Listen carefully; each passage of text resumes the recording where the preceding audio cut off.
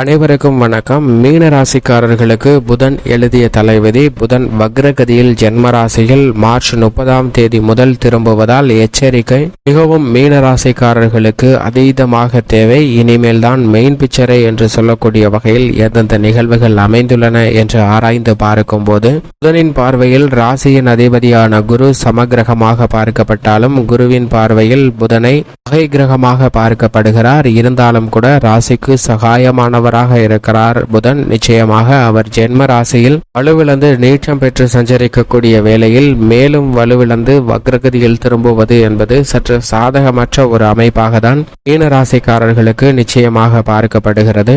பொதுவாக புதனை பொறுத்த வரைக்கும் நவ கிரகங்களிலே நட்பை கொண்டாடக்கூடியவராக பார்க்கப்படுகிறாருங்க. நவ கிரகங்களிலே அதீதமான நட்பை செலுத்தக்கூடிய கிரகமாக இருப்பவர் நிச்சயமாக புதன் மட்டும்தான். அது மட்டுமல்லாது அறிவு மற்றும் வித்தைக்கு அதிபதியாக இருக்கிறார். சூரியனுக்கு மிக அருகாமையில் உள்ள கிரகமாகவும் ஒளி பொருந்திய கிரகமாகவும் பார்க்கப்படுகிறாருங்க. அப்படிப்பட்ட புதன் எழுதிய தலைவிதி எப்படி அமைகிறது என்று பார்க்கும்போது அவர் மிக வலுவாக அமர்ந்திருந்தால் பல்வேறு விதமான பணிகளை சவால் நிறைந்த காரியங்களை கூட சாதாரணமாக செய்து முடிக்க முடியும். ஆனால் தற்போது அவரது நீச்ச ராசியான மீன ராசியில் வலுவிழந்து நீச்சம் பெற்றிருக்கக்கூடிய வேளையில் 30/3/2024 முதல் மேலும் வலுவிழந்து புதன் வக்ரகதியில் திரும்புகிறாருங்க. இதன் காரணமாக மார்ச் 30 முதல் எச்சரிக்கை மிகவும் அவசியம் என்று பல்வேறு விதமான பணிகளை உறுதிப்படுத்துகிறார். இனிமேல் தான் மெயின் பிக்சரே என்று சொல்லக்கூடிய வகையில் சில மாறுதல்களை சந்திப்பதற்கான வாய்ப்பு புதன் வக்ர பயிற்சியின் காரணமாக ஏற்படுகிறது. ஏனென்றால் புதன் ஒருவருடைய ஜாதக அமைப்பில் மிகவும் வலுவாக இருந்தார் என்றால் நிச்சயமாக மிக பெரிய அளவில் சவால் நிறைந்த பணிகளை கூட சிக்கல் நிறைந்த காரியங்களை கூட சாதாரணமாக அவற்றை கடந்து அவற்றில் வெற்றி பெற்று தங்களுக்கு சாதகமாக மாற்றிக்கொள்ளக்கூடிய யோகம் உண்டு. ஆனால் புதன் கெட்டால் புத்தி கட்டுவிடும் என்பார்கள். நோய்வாய்ப்படுவதற்கான வாய்ப்பும் மிகவும் எளிதாக முடிக்க வேண்டிய காரியங்களை கூட இடியாப்ப சிக்கல்கள் போல் சிரமங்களை உருவாக்கி கொள்வதற்கான ஒரு சூழ்நிலையும் உருவாகும் என்பதை தெளிவாக உறுதிப்படுத்துகிறார். அப்படிப்பட்ட புதன் 30 வக்ரகதியில் திரும்பி இருப்பதால் அனைத்து விதமான பணிகளிலும் மிகுந்த எச்சரிக்கையுடன் செயல்பட வேண்டும். ஏனென்றால் உணர்ச்சி வசப்படுதல், முன்கோபம், தேவையில்லாத வீண் வாக்குவாதம், பகை உணர்ச்சி, வெறுப்பு போன்றவை மேலோங்குவதற்கான வாய்ப்பு நிச்சயமாக உருவாகிறது என்பதை புதன் வக்ரகதியில் திரும்புவதால் உறுதிப்படுத்துகிறாருங்க. எதை செய்தாலும் அதை அறிவுபூர்வமாக சிந்தித்து செயல்பட முடியாமல் உணர்ச்சி பூர்வமாக முடிவெடுப்பதால் சில சிக்கல்கள் மாற்றிக்கொள்வதற்கான ஒரு சூழ்நிலையும் உருவாகிறது என்பதை வக்ரகதியில் திரும்பக்கூடிய புதன் உறுதிப்படுத்துகிறார். எனவேதான் மார்ச் 30 அதிக எச்சரிக்கையும் இனிமேல் தான் மெயின் பிக்சர் என்று சொல்லக்கூடிய வகையில் சில குழப்பங்களையும் சந்திப்பதற்கான ஒரு சூழ்நிலை உண்டு என்பதை தெல்ல தெளிவாக உறுதிப்படுத்துகிறார். புதனை பொறுத்த வரைக்கும் தனது நட்பு கிரகமாக சூரியன் மற்றும் சுக்கிரனை பார்க்கிறாருங்க. சூரியனை அதிநட்பு கிரகமாக பார்க்கிறார். ஆனால் சூரியனின் பார்வையில் புதன் சமகிரகமாக தான் பார்க்கப்படுகிறார். சுக்கிரனின் பார்வையில் நட்பு கிரகமாக இருக்கிறார். புதனின் பார்வையில் பல கிரக நிலைகள் சமகிரகமாக பார்க்கப்படுகின்றன. ஏனென்றால் 5 கிரகங்களை சமகிரகமாக பார்க்கப்படுகிறாருங்க. செவ்வாய், குரு, சனி, ராகு, கேது போன்ற கிரக நிலைகளை சமகிரகமாக தன்னுடைய பார்வையால் புதன் பார்க்கிறார். ஆனால் செவ்வாய் தனது பார்வையில் புதனை பகை கிரகமாகவும் குரு தனது பார்வையில் புதனை பகை கிரகமாகவும் பார்க்கிறார். ஆனால் சனி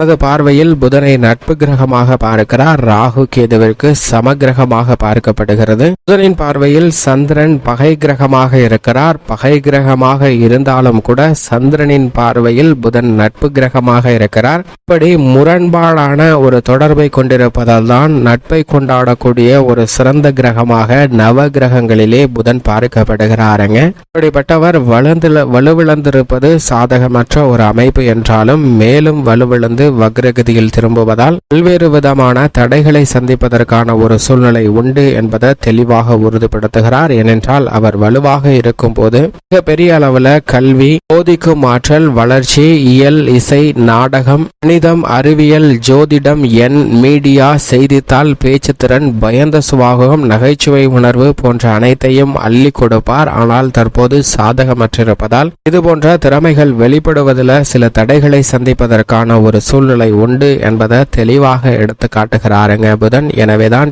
எந்த விதமான பணியை மேற்கொண்டாலும் அதிக எச்சரிக்கையுடனும் விழிப்புணர்வுடனும் இந்த தருணத்தில் மேற்கொள்ள வேண்டும். ஏனென்றால் புதன் வக்ரகதியில் திரும்பியிருக்கக்கூடிய இந்த தருணம் என்பது அவ்வளவு சாதகமான நன்மை கிடைக்கக்கூடிய ஒரு சிறந்த அமைப்பாக பார்க்க முடியாது. உணர்ச்சி வசப்படுவதாலும் அதீத சிந்தனை ஓவர் திங்கிங் என்று சொல்லக்கூடிய ஆழ்ந்த சிந்தனை காரணமாக சில தடுமாற்றத்தை சந்திப்பதற்கான ஒரு சூழ்நிலையும் உருவாகி உள்ளது என்பதை தெளிவாக உறுதிப்படுத்துகிறாருங்க. எனவேதான் இந்த தருணத்தில் புதனின் அமைப்பு காரணமாக எந்த பணியை மேற்கொண்டாலும் ஒரு முறைக்கு இருமுறை யோசித்து சிந்தித்து நிதானமாக செயல்பட வேண்டிய ஒரு தருணமாக அமைந்துள்ளது என்பதை தெளிவாகவும் துல்லியமாகவும் உறுதிப்படுத்துகிறார் புதன். இப்படி புதனின் அமைப்பு இருக்க குடும்பம், உத்தியோகம், கலைத்துறை, அரசியல் துறை சார்ந்த பணிகளில் எப்பேற்பட்ட மாற்றம் ஏற்படுகிறது என்று பார்க்கும்போது மீனராசிக்காரர்களை பொறுத்தவரைக்கும் 4 மற்றும் 7ஆம் இடத்தின் அதிபதியாக இருக்கிறார். சுகாதிபதியும் சப்தமாதிபதியுமாக இருக்கக்கூடிய புதன் ஜென்மராசியில் வலுவிழந்து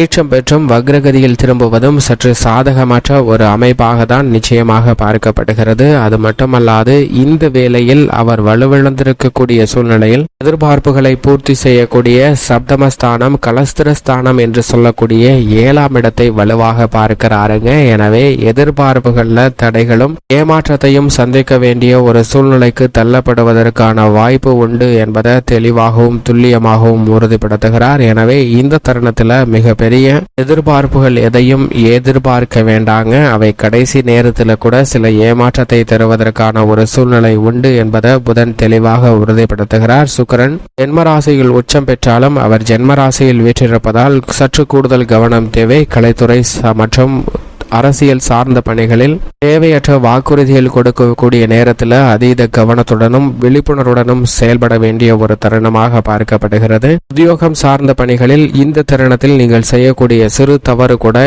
7 சனியின் ஆதிக்கம் மிக வலுவடையக்கூடிய இந்த தருணத்தில் மிகைப்படுத்தப்படுவதற்கான வாய்ப்பு உண்டு. எனவே உத்தியோகம் சார்ந்த பணிகளில் சிறு விஷயமாக இருந்தாலும் அதீத கவனத்தை செலுத்த வேண்டிய ஒரு தருணமாக தான் பார்க்கப்படுகிறது. தொழில்துறை, வியாபாரத்துறைக்கு உரித்தான போட்டிகள், பொறாமைகள் மிகுந்து இருக்கக்கூடிய இந்த வேளையில் நிதானத்துடனும் பொறுமையுடனும் செயல்பட வேண்டும். மிக பெரிய அளவில் முதலீடுகளை நிச்சயமாக மீனராசிக்காரர்கள் தவிர்ப்பது நல்லது. மாணவர்களின் கல்வி சார்ந்த விஷயங்களில் இந்த தருணத்தில் கவனச்சிதறல் அதீதமாக ஏற்படுவதற்கான வாய்ப்பு மிக அதீதமாக உருவாகிறது. எனவே கவனச்சிதறல்களை தவிர்க்க வேண்டும். மதிப்பெண் சிதறாமல் இருக்க வேண்டும் என்றால் கவனச்சிதறல்களை தவிர்த்தால் மட்டும்தான் கிடைக்கும் என்பதை உணர்ந்து கல்வியில் செயல்பட வேண்டும். விவசாயம் சார்ந்த பணிகளில் கடுமையாக உழைக்க வேண்டிய ஒரு தருணமாக தான் பார்க்கப்படுகிறது. பெண்மணிகளை பொறுத்தவரைக்கும் பெண்மணிகளின் நலனுக்கு பொறுப்பேற்ற கிரகநிலைகள் சாதகமாக இருந்தாலும் சாதகமற்ற இருப்பதால் உணர்ச்சி வசப்படக்கூடாது. உணர்ச்சி வசப்படுவதால் சில தடுமாற்றத்தை சந்திப்பதற்கான வாய்ப்பு உண்டு. மற்றபடி அனைத்துமே சாதகமாக அமைவதற்கான சூழ்நிலை நிச்சயமாக மீனராசிக்காரர்களுக்கு கிடைக்கிறது. மேலும் சாதகமாக மாற்றிக்கொள்ள வேண்டும் என்றால்